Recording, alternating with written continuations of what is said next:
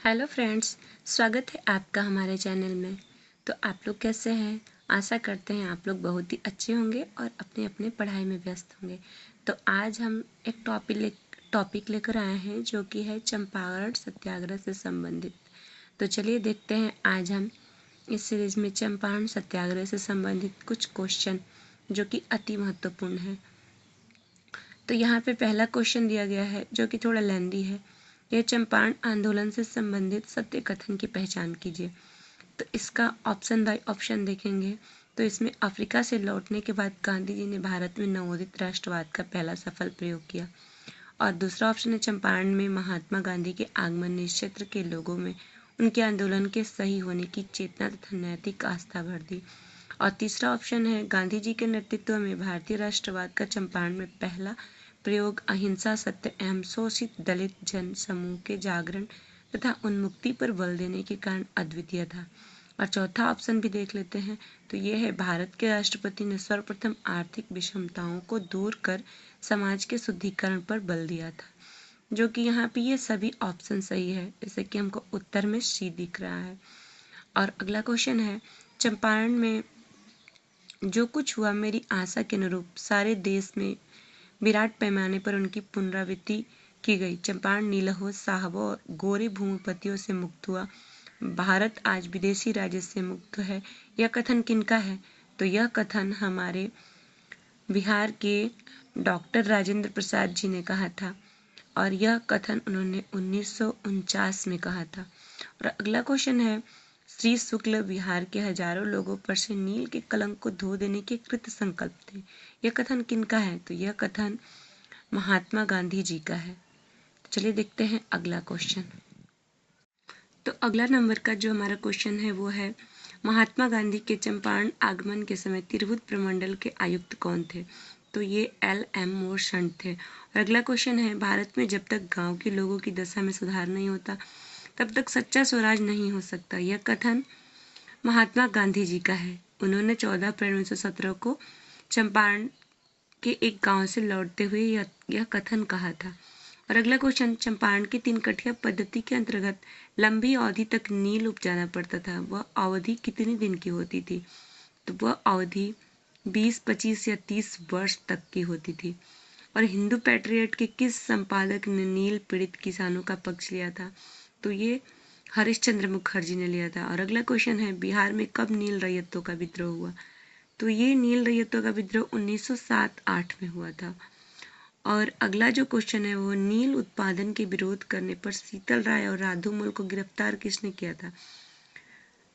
कब किया गया? तो ये 26 अक्टूबर 1908 को किया गया। और अगला क्वेश्चन किस ब्रिटिश अधिकारी ने अपनी जांच रिपोर्ट रैयतों के पक्ष में दी? तो ये WR गोरले थे। और अगला question lieutenant governor Edward baker ने पटना नीलहो का सम्मेलन बुलाया था। तो ये सम्मेलन 1916-17 में बुलाया गया था। और अगला जो हमारा क्वेश्चन है वो है 3 अप्रैल 1915 को बिहार प्रांतीय सम्मेलन के 7वें अधिवेशन में कहाँ अध्यक्ष पद से भाषण देते हुए नील प्लांटरों और रैयतों के मध्य विषम संबंधों का उल्लेख किया? तो यह छपरा में किया गया था। अगला क्वेश्चन किस समाचार पत्र ने चंपारण के दुर्दशा पर निबंध प्रकाशित किया था?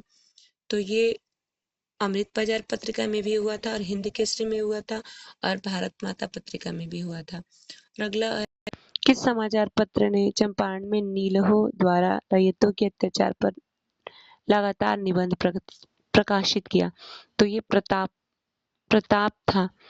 प्रताप समाचार पत्र था जिसमें लगातार निबंध प्रकाशित किया गया। और अगला क्वेश्चन नीलहो के अत्याचारों से संबंधित कौन सी बात सत्य है? तो ये यहाँ पे दी गई सभी बातें सत्य, जैसे कि प्रार्थना पुस्तिका में नीलहो के अत्याचारों का उल्लेख है।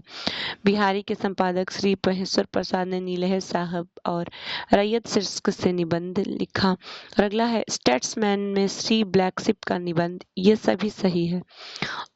और अगला जो क्वेश्चन है वो है भारतीय राष्ट्रीय कांग्रेस के किस अधिवेशन में पटना विश्वविद्यालय विधेयक और चंपारण के नीलहो और रैयतों के संबंध में प्रस्ताव पेश किया गया और गांधी जी को श्री शुक्ल ने चंपारण आने का आमंत्रण दिया?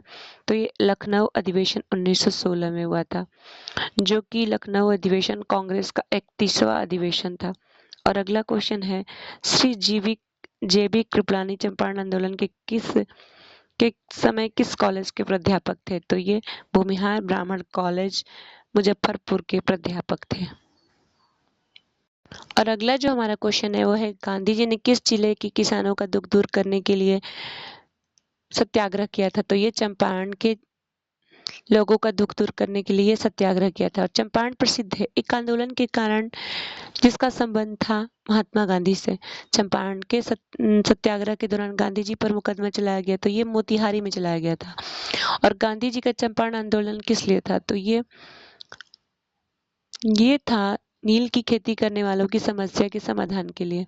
और गांधी जी द्वारा चलाए गए सफल सत्याग्रह के साथ कौन सा स्थान जुड़ा है? तो ये चंपारण जुड़ा है। गांधी जी द्वारा चंपारण सत्याग्रह प्रारंभ हुआ था, तो ये 1917 में प्रारंभ हुआ था। और गांधी जी ने भारतीय राजनीति में कब प्रवेश किया? तो ये चंपारण आंदोलन से प्रवेश किए। अगला क्वेश्चन है, चंपारण में गांधी जी को आमंत्रण किसने दिया? तो ये राजकुमार शुक्ल जी ने दिया था। किसने यूरोपियन नील बागानों मालिकों द्वारा किसानों के शोषण की तरफ गांधी जी का ध्यान आकर्षित किया? तो ये राजकुमार शुक्ल जी ने किया था। दोस्तों, ये सारे क्वेश्चन बहुत ही महत्वपूर्ण हैं। जैसा कि आप देख सकते हैं, किसी न किसी एग्जाम में आया हुआ क्वेश्चन है। अगला जो हमारा क्वेश्चन है वो है, बिहार के कौन से स्थान में गांधी जी ने अपना प्रथम सत्याग्रह किया? तो ये चंपारण में किया गया था। और निम्न में से कौन सा भारत में गांधी जी का प्रथम सत्याग्रह आंदोलन था जिसमें उन्होंने सभी ने अवज्ञा का प्रयोग किया? तो ये चंपारण आंदोलन था। चंपारण आंदोलन मुख्यतः किसके विरोध में था? तो ये नगदी फसल के विरोध में था। और सतयुग के संपादक कौन थे? तो ये पंडित जगन्नाथ थे। महात्मा गांधी जी की यह युक्ति देश को सविनय अवज्ञा का पहला प्रत्यक्ष सबक था, किस आंदोलन से संबंधित है? तो ये भी चंपारण आंदोलन से संबंधित है।